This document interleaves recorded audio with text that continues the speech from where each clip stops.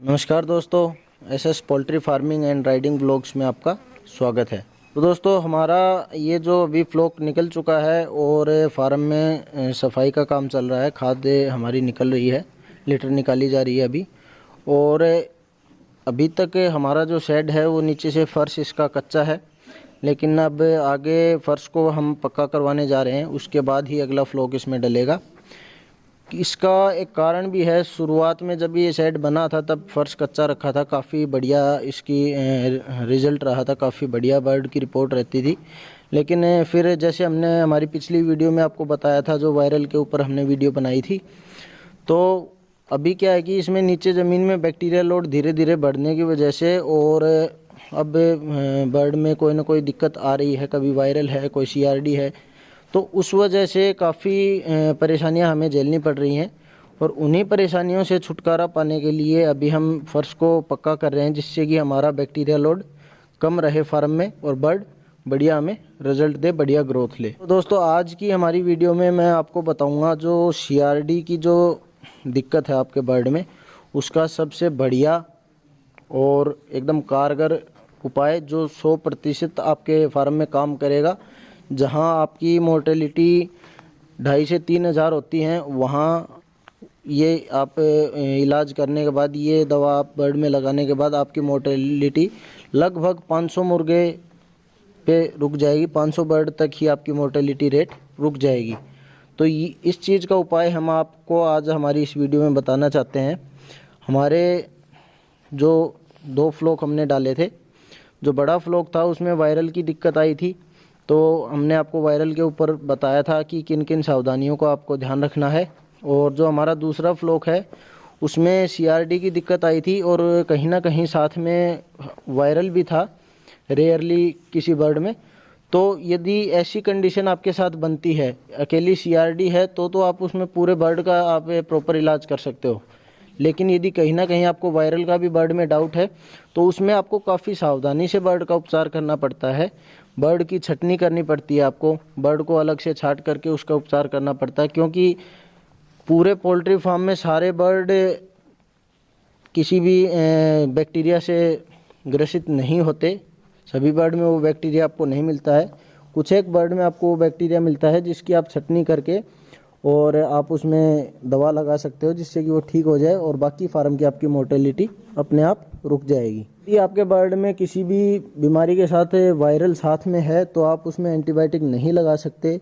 यदि आप एंटीबायोटिक उन सभी बर्ड में लगाओगे तो आपकी मोर्टेलिटी रेट एकदम से डबल हो जाएगी और काफ़ी भारी नुकसान आपको हो सकता है।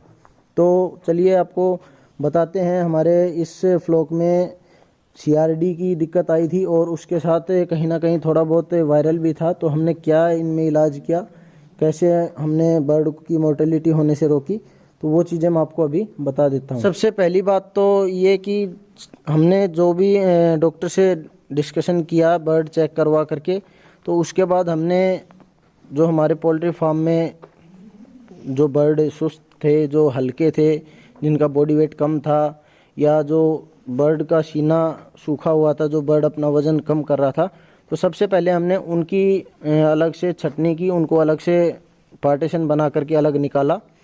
उसके बाद हमने उनमें इंजेक्शन लगाए थे। वो इंजेक्शन भी मैं आपको अभी बता दूंगा थोड़ी देर में, लेकिन पहले मैं आपको प्रोसेस बता देता हूँ। तो सबसे पहले हमने बर्ड को अलग निकाला।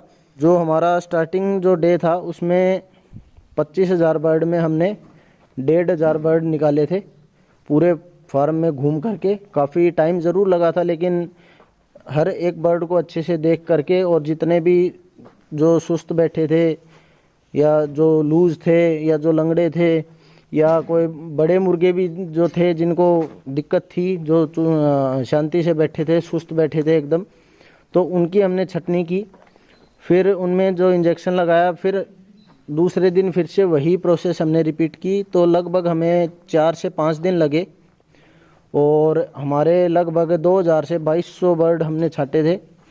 जैसे पहले दिन हमने जो छटनी की थी, उसके बाद धीरे धीरे बर्ड कम होते गए, क्योंकि वो जो बीमार बर्ड थे वो सारे निकल गए, और जैसे ही बीमार बर्ड साइड में निकला, वो बीमारी बाकी फार्म में बढ़ने से अपने आप रुक गई। तो इस चीज़ का काफ़ी फ़ायदा मिला हमें।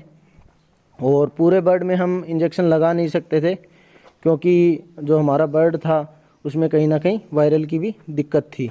तो वायरल होने की वजह से ही हमें छटनी बर्ड की करनी पड़ी, बर्ड को अलग से रखना पड़ा। और कोई भी आपके फार्म में कभी भी कोई बैक्टीरिया आता है, कोई बीमारी आती है बर्ड में, कोई डिजीज़ आती है, तो उसमें सबसे बढ़िया आपका यही तरीका होता है कि जो बर्ड इन्फेक्टेड है, जो बर्ड बीमार है, आप पूरे फार्म में घूम करके उस बर्ड को अलग पार्टीशन में निकालें और उसका अलग से उपचार करें। पोल्ट्री फार्म में सबसे ज़रूरी होता है बीमार बर्ड का अलग छटना, क्योंकि पोल्ट्री में जितनी बीमारी जितनी तेज़ी से बढ़ती है एक बर्ड से दूसरे बर्ड में, बहुत ज़्यादा नुकसान हमें करती है, आग की तरह वो बीमारियां फैलती हैं। तो सही वक्त पे आप उनको चेक करवा करके और सही वक्त पे आप उनका उपचार कर दें तो आप काफ़ी नुकसान से बच सकते हैं। और यदि आपका फ्लॉक एकदम बढ़िया चल रहा है, फिर भी आपको कहीं ना कहीं कोई सुस्त मुर्गे, कोई छोटे मुर्गे, कोई ऐसा डाउटफुल मुर्गा आपको लगता है, तो आप उनको साथ के साथ अलग से छटवाते रहें, अलग निकलवाते रहें, जिससे कि बाकी बर्ड में ज़्यादा दिक्कत न आए। पोल्ट्री में सबसे ज़्यादा दिक्कत वाली बात यही होती है कि आपका एक बीमार बर्ड जो है वो 5 से 6 बर्ड को बीमार करता है, और फिर वो 6 फिर डबल हो जाते हैं।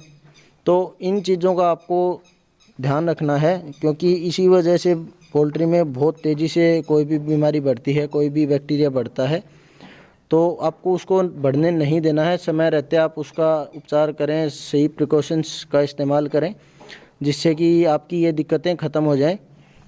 और चलो दोस्तों, अभी हम आपको जो हमने दवा का इस्तेमाल किया था उन दवा के बारे में आपको बता देते हैं, किस तरह से आपको कितने डोज में वो लेनी है और कौन कौन सी दवा आपको यूज़ करनी है। तो दोस्तों, अभी मैं आपको इनका डोज बता देता हूँ कि किस तरह से आपको इनको मिक्स करना है। तो सबसे पहले तो ये जो दवा है इसका आपको अलग से मिक्स करना है, इसके साथ NS जो आता है, जो पानी आता है, उसमें इसको अलग से मिक्स करना है। वो मैं आपको बताऊंगा कितना आपको मिक्स करना है।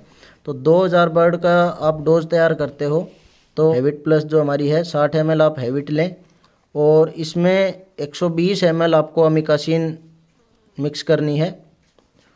और जो हमारी जेंटा है इसको आपको 240 ml आपको ये इसमें मिलानी है। ये तीनों दवा आप अलग से इनमें मिला लें। और ये जो हमारी दवा है ये इसी डोज में सबसे पहले आप अलग से इसको मिलाएं, 24 ml ये दवा आप मिलाएं, 20 से 24 ml आप अलग से मिक्स करके, और फिर जो इन तीनों का जो मिश्रण है आप उसको इसमें मिला करके और किसी बोतल में या किसी भी आप चीज़ में डाल सकते हैं, और फिर उसको अच्छे से मिक्स करके और फिर आप इंजेक्शन बर्ड को लगाएं। एक बार फिर से मैं आपको बता देता हूं, 60 ml हैविट जो मल्टीविटामिन है, 120 ml हमारा अमिकासिन, और 240 ml हमारी जेंटामाइसिन जो जेंटा का इंजेक्शन है, और 20 से 24 ml ये जो हमारा है। तो इसमें आपका NS साथ में होता है, तो NS भी इसमें मिक्स करना है। तो NS मिक्स होने के साथ ये 240 ml हो जाएगी आपकी, यदि आप 24 इसमें इस्तेमाल करते हो तो, और यदि 20 करते हो तो 200 ml ये आपकी हो जाएगी।